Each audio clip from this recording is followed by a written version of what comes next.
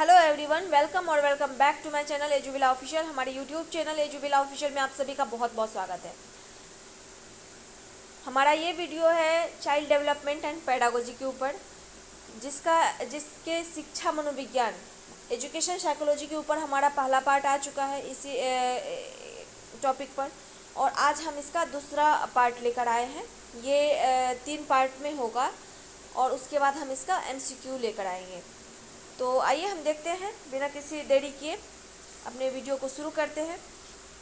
तो हमारा आज का टॉपिक है शिक्षा मनोविज्ञान की उपयोगिता, यूटिलिटी ऑफ एजुकेशन साइकोलॉजी। मनोविज्ञान के सिद्धांतों के शिक्षा के क्षेत्र में हुए बहुत से प्रयोगों ने बहुत से क्षेत्रों में आमूल परिवर्तन किए हैं और उसी परिवर्तन को हम एक एक करके देखेंगे। पहला है शिक्षा का परिवर्तित स्वरूप। शिक्षा के क्षेत्र में मनोविज्ञान के प्रवेश के बाद से शिक्षा के स्वरूप में उल्लेखनीय परिवर्तन आए हैं।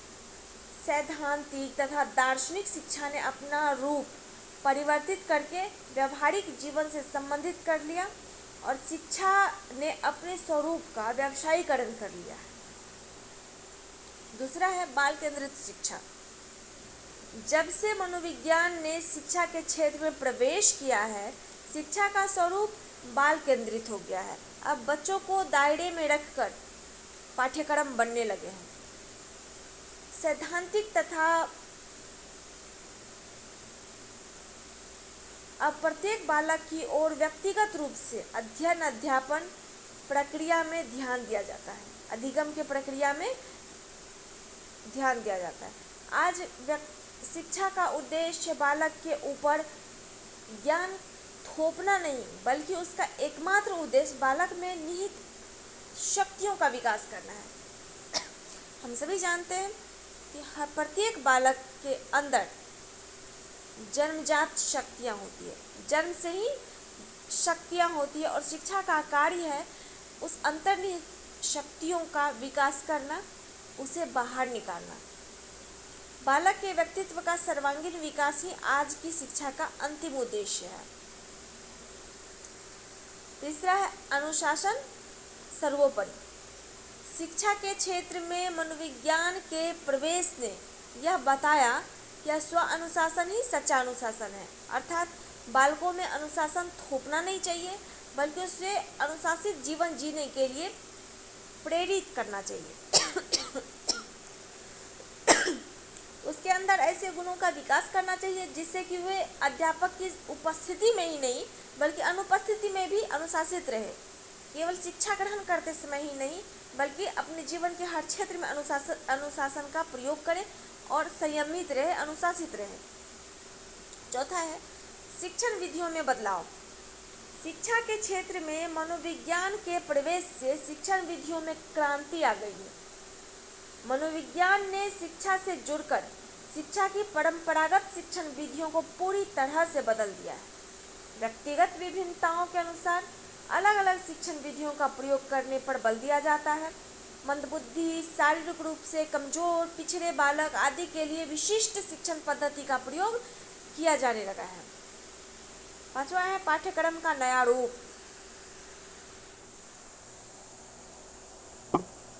मनोविज्ञान के आगमन से अब ऐसे पाठ्यक्रम ने स्थान ले लिया जो पूरी तरह से बालक को व्यवहारिक शिक्षा प्रदान करता है, जो उसके जीवन के लिए उपयोगी है तथा व्यक्तिगत विभिन्नताओं के अनुसार है। जिस बच्चे की जैसी मानसिकता है, जैसे उसकी क्षमता है, जैसे उसका आवश्यकता है, उसी के अनुरूप पाठ्यक्रम उसको दिया जाता है। आज 10वीं कक्षा के बाद प्रत्येक बालक को अपनी रुचि और इच्छा के अनुसार से किसी भी पाठ्यक्रम को अपनाने की स्वतंत्रता है। वो विज्ञान रखना चाहता है, कला रखना चाहता है, या कुछ भी रखना चाहता है, तो अपने हिसाब से रख सकता है। वो जिस सब्जेक्ट को रखना चाहता है वो रख सकता है अपनी रुचि के अनुसार। सीखने की प्रक्रिया में सुधार, ये हमारा छठा पॉइंट है। मनोवैज्ञानिक प्रयोगों ने यह सिद्ध कर दिया है कि सीखने में विभिन्न मानसिक प्रक्रिया तथा शक्तियाँ काम करती है। इसी के आधार पर अब सीखने के लिए बालकों को विभिन्न क्रियाएं दी जाती है, विभिन्न प्रकार की क्रियाएं दी जाती है। सीखने के अनेक नियम और सीखने में दंड एवं पुरस्कार, सीखने की दशाएं आदि के क्षेत्र में अनेक उल्लेखनीय परिवर्तन हुए। 7वां है सहायक सामग्री का प्रयोग। शिक्षण तथा ज्ञान को व्यवहारिक और आकर्षक बनाने के लिए दृष्टिकोण से सहायक सामग्री के प्रयोग में वृद्धि हुई है। सिनेमा, पोस्टर्स, चार्ट, ग्राफ, इसके जैसे सामान्य सहायक सामग्री के अतिरिक्त अब शिक्षण मशीन जैसी उच्च स्तरीय सामग्री का प्रयोग भी शिक्षण में होने लगा है। अब तो डिजिटल व्हाइट बोर्ड भी आ गया है।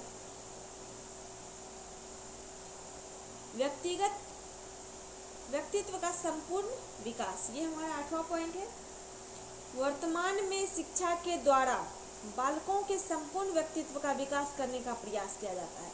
शिक्षक मनोवैज्ञानिक परीक्षणों के माध्यम से बालक से संबंधित विभिन्न प्रकार के प्रदत्त एकत्रित करता है, विभिन्न प्रकार का डाटा एकत्रित करता है। अनेकानेक मनोवैज्ञानिक, बहुत से मनोवैज्ञानिक विधियों से बालक के अंदर की शक्तियों तथा क्षमताओं का पता लगाकर उपयुक्त शिक्षा की व्यवस्था करके उसका यथासंभव विकास किया जाता है। व्यक्तित्व सुधार, समायोजन तथा संतुलित विकास के लिए बहुत सारे प्रयास किए जाते हैं। 9वां पॉइंट है मापन एवं निर्देशन। शैक्षिक मापन एवं मूल्यांकन तथा निर्देशन वर्तमान शिक्षा की सबसे प्रमुख तथा उल्लेखनीय प्रवृत्तियां हैं। विभिन्न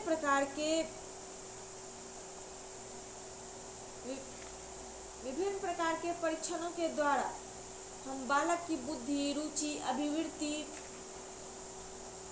निष्पत्ति आदि की जानकारी प्राप्त करके बालक को उपयुक्त शैक्षिक व व्यावसायिक निर्देशन दे सकते हैं।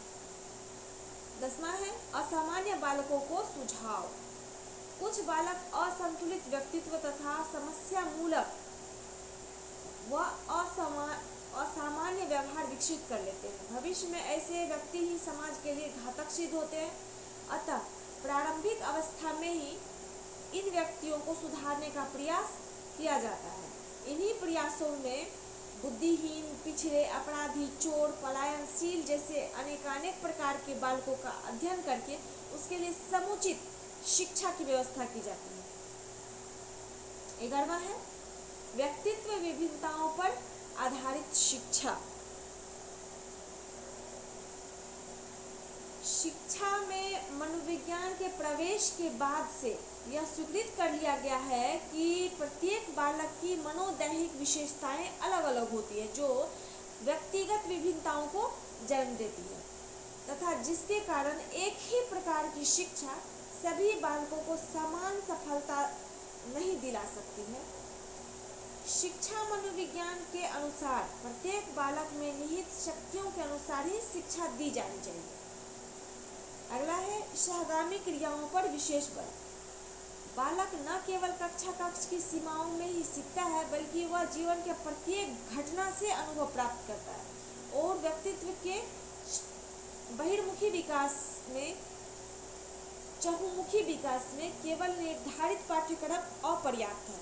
अतः व्यक्तित्व के विभिन्न पहलुओं का विकास करने के लिए विद्यालयों में विभिन्न प्रकार की पाठ्यक्रम सहगामी क्रियाओं का आयोजन किया जाता है। इन क्रियाओं में खेलकूद, नाटक, अभिनय, भाषण प्रतियोगिता, नृत्य, संगीत कार्यक्रम, स्वशासन आदि कार्यक्रमों का आयोजन किया जाता है। अगला है विद्यार्थी शिक्षक संबंध।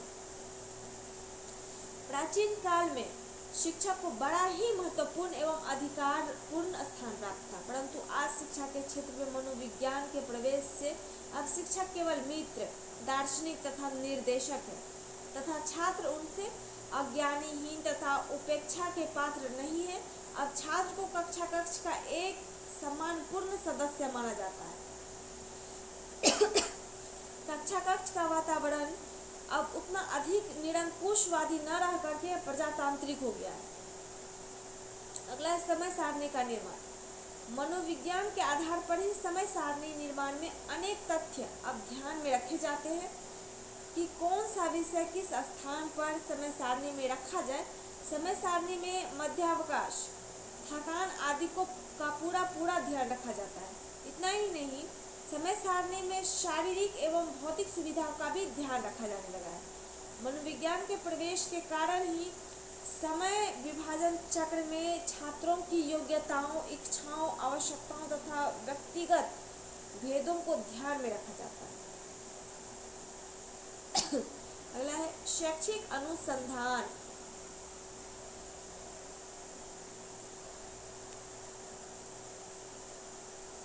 आज शिक्षा के प्रत्येक क्षेत्र से संबंधित अनुसंधान के निष्कर्षों के आधार पर शिक्षा के व्यावहारिक पक्षों में आवश्यक परिवर्तन किया जा रहा है।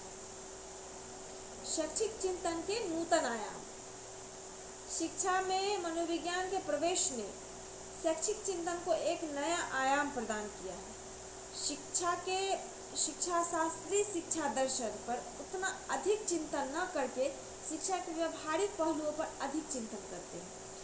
वर्तमान शिक्षा शास्त्री मनोविज्ञान के प्रभाव के कारण ही बालक के सर्वांगीण विकास के बारे में अधिक चिंतन मनन करते हैं तथा शिक्षा को अधिकाधिक व्यावहारिक रूप प्रदान करने की योजनाओं पर सोचते हैं। हमारा अगला पॉइंट है शिक्षक के लिए शिक्षा मनोविज्ञान की उपयोगिता। Utility of education psychology for teachers. शिक्षक के लिए मनोविज्ञान का ज्ञान बहुत ही ज़्यादा आवश्यक है, उपयोगी और महत्वपूर्ण है। कक्षा शिक्षण और बालकों के दैनिक संपर्क में मनोविज्ञान का प्रयोग किए बिना वह अपने कार्य को कुशलता के साथ संपन्न नहीं कर सकता है। अपने शिक्षण कार्य को सफल और छात्रों को के सीखने को लाभप्रद बनाने के लिए उसे मनोवैज्ञानिक सिद्धांतों का अनिवार्य रूप से प्रयोग करना चाहिए। इसी तथ्य को जब हम देखते हैं एलिस क्रो की दृष्टि से, तो उन्होंने कहा है शिक्षकों को अपने शिक्षण में उन मनोवैज्ञानिक सिद्धांतों का प्रयोग करने के लिए हमेशा ही तैयार होना चाहिए जो सफल शिक्षण और प्रभावशाली अधिगम के लिए जरूरी है। शिक्षक के लिए मनोविज्ञान की उपयोगिता इस प्रकार कह सकते हैं कि वह इसका प्रयोग शिक्षा संबंधित विभिन्न क्षेत्रों जैसे अनुशासन, व्यवहार, जागरूकता, विशेषता आदि में कर सकता है। इससे यह स्पष्ट होता है कि एक शिक्षक की शिक्षा तथा छात्रों के प्रति क्या अभिवृत्ति होनी चाहिए, शिक्षा में किस प्रकार के नए प्रयोग किए जा सकते हैं, क्या समस्याएं आती हैं तथा उनका क्या उपचार है।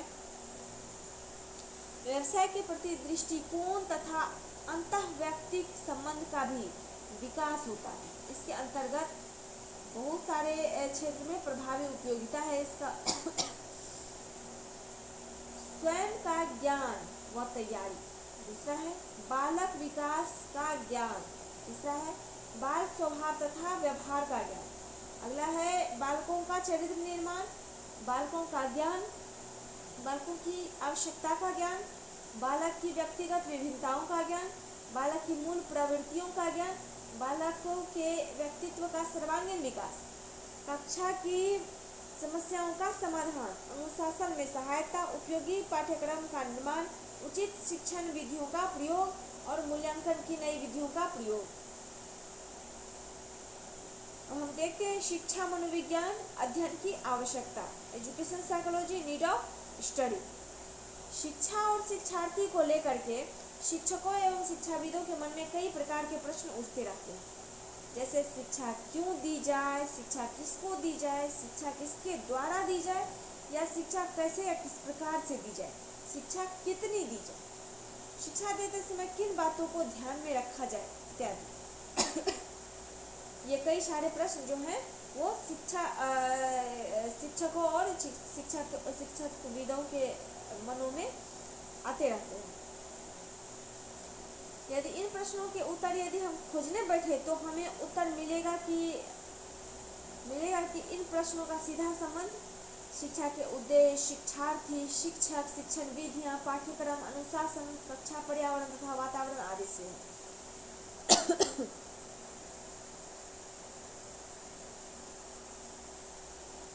इसके अतिरिक्त प्रत्यक्ष अप्रत्यक्ष रूप से माता पिता, संगी साथी सभी के व्यवहार तथा परिस्थितियां जिनमें वे रहते हैं के अध्ययन की दृष्टि से भी शिक्षा मनोविज्ञान के अध्ययन की आवश्यकता है। शिक्षा मनोविज्ञान का अध्ययन हमारे लिए इसलिए महत्वपूर्ण है कि हम कक्षा पर्यावरण को शिक्षार्थियों के अनुकूल बना सके ताकि उसका अधिकतम हो। शिक्षण विधियों के उपयोग, उपादेयता और प्रभाव उत्पादकता पर विचार कर सके, शिक्षा के क्षेत्रों का निर्माण तथा उसमें परिस्थितियों के अनुकूल परिवर्तन कर सके, पाठ्यक्रम में उचित परिवर्तन कर सके, शिक्षार्थियों को समझ सके, शिक्षक स्वयं को समझ सके, इसी को उपयोगिता की दृष्टि से अभिव्यक्त करें तो हम लिख सकते हैं कि शिक्षा मनोविज्ञान का अध्ययन हमारे लिए इसलिए उपयोगी है ताकि शिक्षा के उद्देश्य का ठीक से निर्धारण कर सके तथा शिक्षार्थी को समझ सके। देखते हैं हम aim of education psychology study, शिक्षा मनोविज्ञान अध्ययन के उद्देश्य।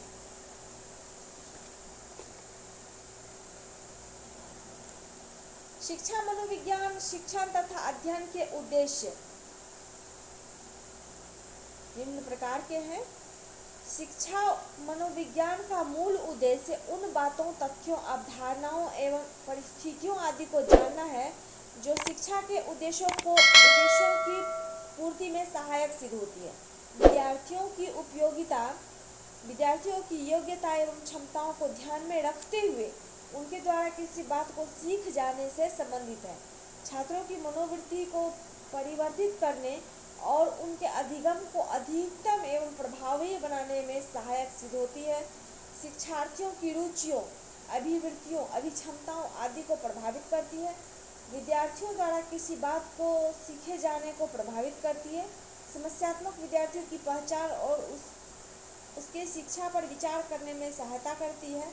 उपयोगी एवं प्रभावशाली शिक्षण विधियों को खोजने में सहायक सिद्ध होती है। पिछड़े हुए या प्रतिभाशाली विद्यार्थियों की पहचान करने तथा उसी के अनुरूप उनकी शिक्षा की व्यवस्था करने में सहायक सिद्ध होती है।